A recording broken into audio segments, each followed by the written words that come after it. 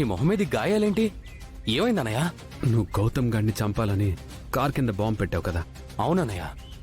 ఈ పాటుగా bomb పేలి piece piece అయిపోయి ఉంటారు. లేదురా, బాంబు పేలకుండా నేనే ఆపేశాను. ఎందుకు ఆపేవన్నయ్య? ఆ కారులో గౌతమ్, అహల్యతో పాటు అదితి కూడా ఉందిరా. తనని కాపాడడానికే బాంబుని తీసేశాను. అదితిని నువ్వెందుకు కాపాడేవన్నయ్య? నీకు విషయం చెప్పాలరా, నేను అదితిని ఎంతగానో ప్రేమిస్తున్నాను. తనని పెళ్లి చేసుకోవాలని చాలా ట్రై చేశాను.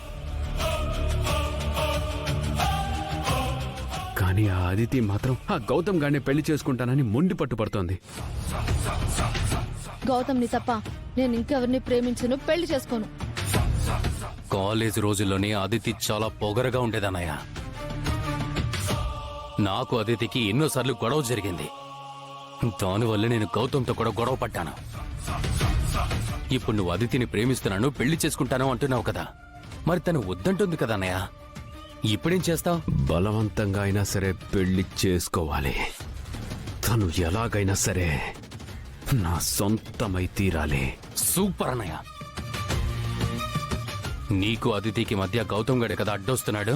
వాడి వల్లే కదా అదితి తప్పించుకుంది. ఇక్కడి నుంచి నీకు నేను సపోర్ట్గా ఉంటానన్నయ్య. నువ్వు వెళ్ళి అదితిని తీసుకురా. తనకి ఇష్టం ఉన్నా లేకున్నా బలవంతంగా అయినా పెళ్లి చేసుకో. దానికి కావలసిన ఏర్పాట్లన్నీ నేను చేస్తాను. దానికి నువ్వింత చనువిచ్చి గారాబం చేసి ఉండకపోతే ఈ రోజు ఇదింత ధైర్యంగా నా ముందు నిలబడేదే కాదు. ఈ తప్పంతా నీదే సుభద్ర. నువ్వే దీనంతటికీ కారణం.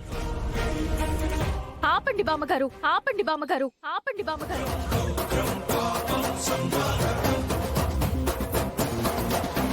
మీకు నా మీద కోపం ఉంటే నన్ను తిట్టండి, అంతేకాని దేవత లాంటి అత్తయ్యని ఏమనకండి.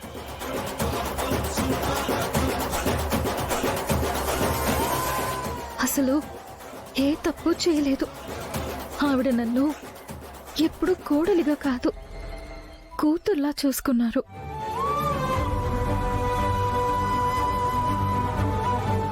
అవునే, కన్ను కూతుర్ని నేనుండగా నిన్ను నెత్తినెక్కించుకుంది. నాకు లేని హక్కు అధికారం నీకిచ్చింది. ముందొచ్చిన చెవుల కన్నా వెనకొచ్చిన కొమ్ములు వాడి అన్నట్టు ఈ ఇంటి ఇల్లరిక వాళ్ళుడిగా ఉంటున్నా నాకు దక్కే గౌరవం కన్నా కోడలుగా ఈవిడ గారికిచ్చే మర్యాదలే ఎక్కువ. అందుకు అహల్యకి అర్హత ఉంది కార్తీక్. అందుకే తనని గౌరవిస్తున్నావు, ఇష్టపడుతున్నావు.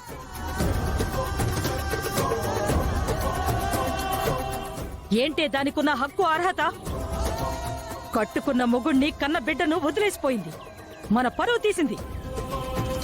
కాని ఈ అహల్య మన ఇంటి గౌరవం కాపాడింది కదత్తయ్యా. ఆయన ప్రాణాల్ని నిలిపింది కదా, శ్రావ్య కాపురం నిలబెట్టింది కదా. అయితే మాత్రం అదితి కంటే ఇదేమెక్కువ?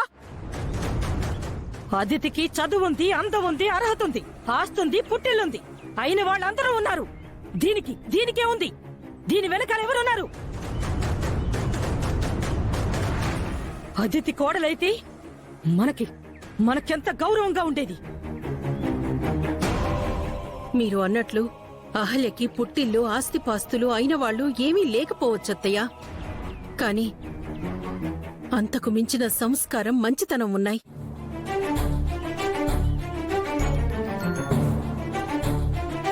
అదితి ఈ ఇంటి కోడలైతే ఎలా ఉండేదో ఏమో కాని అహల్య వల్ల ఈ ఇల్లు చాలా బాగుంది. ఏం బావుందమ్మా? సంవత్సరం నుంచి గొడవ జరగని రోజంటూ ఉందా ఇంట్లో? తను వెళ్లిపోయింది, అంతా బావుంది అనుకున్నాం, కాని మళ్ళీ తిరిగొచ్చింది. అసలు వెళ్లిపోయిందాన్ని అలాగే ఉండకుండా ఎందుకు తిరిగొచ్చిందో అడగండి అత్తయ్య. అదేం లేదండి, మీరేం మాట్లాడాలో సరిగ్గా అదే మాట్లాడారు. మీకనిపించింది ఇలాగే ధైర్యంగా చెప్పాలి. అది మా నాన్నమ్మని ఎదిరించడం అనుకోకండి. ఈ ఇంట్లో మీ గౌరవం, మీ ఆత్మగౌరవం నిలబెట్టుకోవడం అనుకోండి. ఏమోనండి, పెద్ద ఆవిడ అలా మాట్లాడేసరికి నాకు చాలా బాధేసింది, భయంగా కూడా అనిపించింది. కానీ అప్పుడే మీ అమ్మగారు దేవతలా వచ్చి నాకు అండగా నిలబడ్డారు.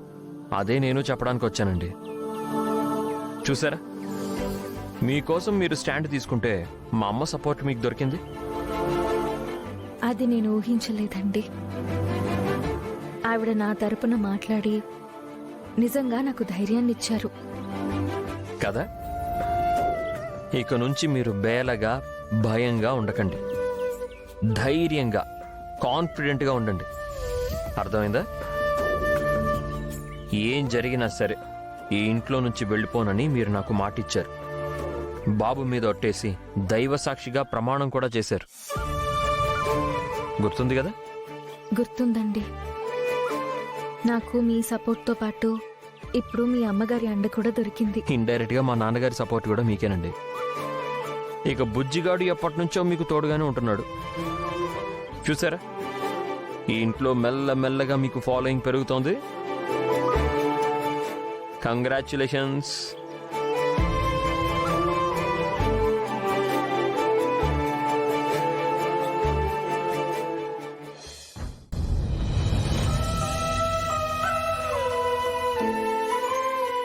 ఏమైంది గౌతమ్ గారు? మా అమ్మ మీకు సపోర్ట్ చేసింది, కానీ నన్ను మాత్రం ఇంకా దూరం పెడుతూనే ఉంది. కనీసం నాతో ముఖాముఖి మాట్లాడడం లేదు. నాతో ఏదైనా చెప్పాలనుకుంటే ఎవరో పరాయి వాడికి చెప్పినట్టు పక్కకి తిప్పుకొని మాట్లాడుతుంది. బాధపడకండి. కన్న తల్లి కన్న బిడ్డకి ఎన్ని రోజులు దూరంగా ఉంటుంది? ఆ పేగు బంధాన్ని ఎవ్వరూ తెంచలేరు. చూస్తూ ఉండండి, వచ్చే శుక్రవారంలోపు మీ అమ్మగారు మీతో మాట్లాడతారు. నిజమా?